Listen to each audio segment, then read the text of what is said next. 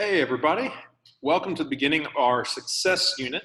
We're going to read 5 works that explore the idea of what it takes to be successful, and each work has a different way that they're going to come at the idea of success. Today we're going to start off with probably the most important thing I'll have you read all year, which talks about having a growth mindset. Growth mindset is not giving up whenever you're faced with failure and keep pushing and keep trying until you succeed. That's essentially what the growth mindset is. The article that we read by Carol Dweck, "The Secret to Raising Smart Kids," is going to tell you probably give you a lot more nuance than what I just gave you in that one sentence synopsis.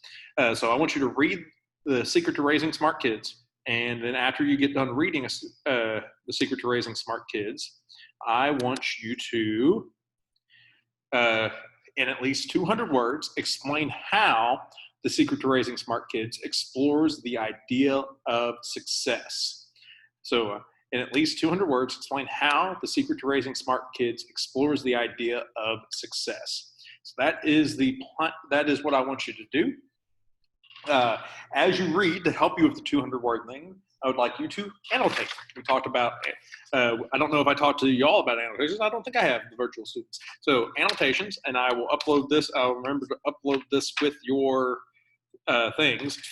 Basically, whenever we're reading, I want you to simply just either make a prediction, ask a question, clarify a misunderstanding, make a comment, or make a connection as you read, as you interact with the text. Because when we read, the purpose of why we read is to build meaning. And so this helps make that building of meaning more visible.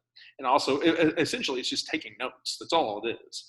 And how your brain works, how you take notes is different from anybody else's. And so it will help you with constructing this meaning of success that she's trying to build towards. So that's what I want you to do. Read this article, "The Secret to Raising Smart Kids" by Carol Dweck. And in fact, I'm going to not read it to you because that would be violating the terms of service that we have with this. But I will kind of help you walk through it a little bit right now. So first, let's talk about purposes. Later on this year, I'm going to teach you about different writing purposes. The writing purpose for this particular piece that you're going to interact with starts off as inform and explain, because they have to inform and explain to you what a growth mindset is and what a fixed mindset is. Because coming into this, you don't know what a growth and a fixed mindset are.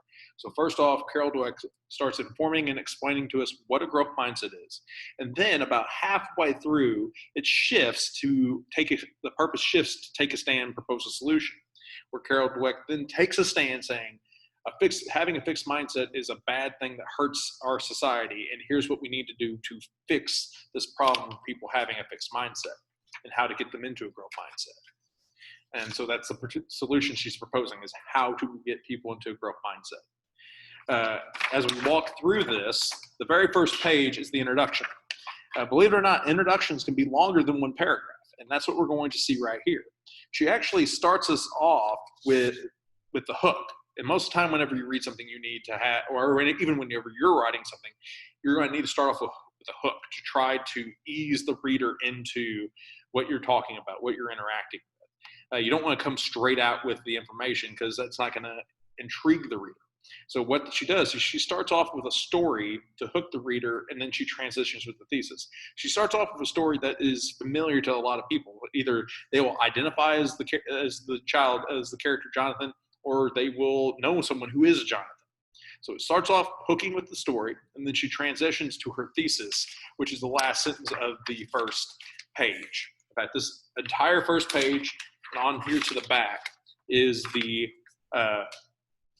introduction, and this very last sentence is the thesis, what the entire essay is talking about.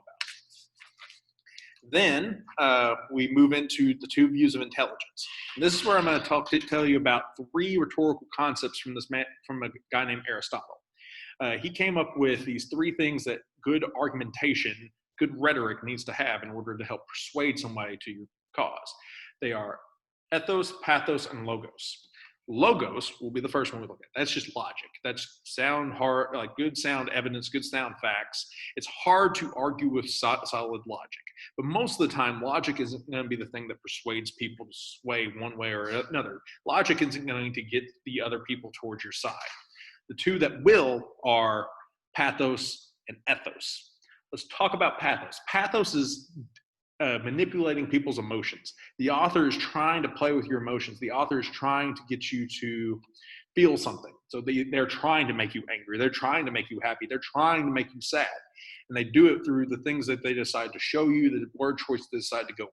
There's a couple times she'll explore pathos in here, but the one that she hammers down on in the 2 views of intelligence is her credibility, her ethos. Ethos is credibility. How much can we trust this person? And that's what Carol Dweck does in the 2 views of intelligence. She builds her credibility. She talks about, like, there's 1, 2, 3, 4 different things that she brings in to say, this is why I'm credible. This is why you can trust me.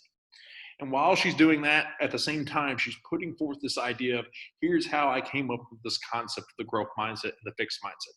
Here's kind of how I got to understanding these 2 concepts at play.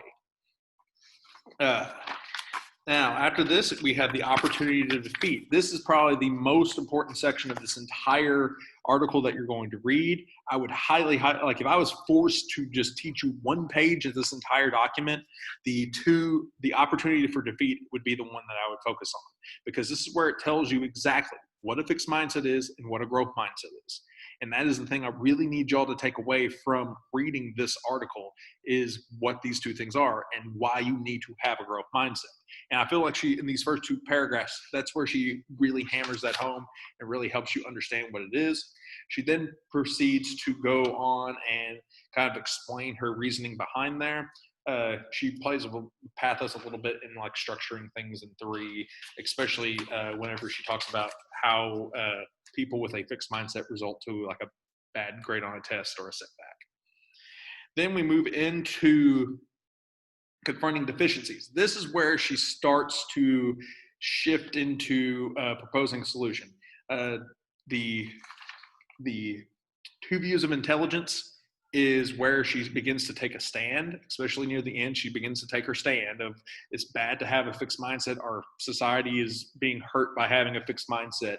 Confronting deficiencies is where she starts proposing solutions and where she kind of shows what we can do to prevent this from happening. And she, like, most of it, she talks about junior high students, but then she evolves into college students, and then she moves into the workforce, and then she moves into personal relationships. And she shows how having a growth mindset helps you out in all these scenarios, and how having a fixed mindset limits you and hurts you in these particular scenarios. And then proper praise, once again, is just another solution she's proposing to help solve the particular problem. And then we end with making up your mindset. This is her conclusion. You can see how she wraps up everything, how she tidies everything up and leaves the reader satisfied, and kind of points them in a direction to take this information that they just ingested with the rest of their lives. All right. So once again, that is what I want you to do. I want you to read The Secret to Raising Smart Kids. I want you to take notes as you read, because taking those notes as you read will help you out while you do this, your 200 words explaining how The Secret to Raising Smart Kids explores the idea of success. It just started downpouring rain, and I think the volleyball team is leaving for a game. And so that's why you heard possibly some screaming and me kind of looking around, because I think it just started dumping rain. But I digress. It's not important. Please read this, at least 200 words explaining how this explores the idea of success. And then tomorrow we'll start talking about, we'll read 2 literacy narratives that explore growth mindset and success by Sherman Alexie and Malcolm X. Until then, y'all have a good day.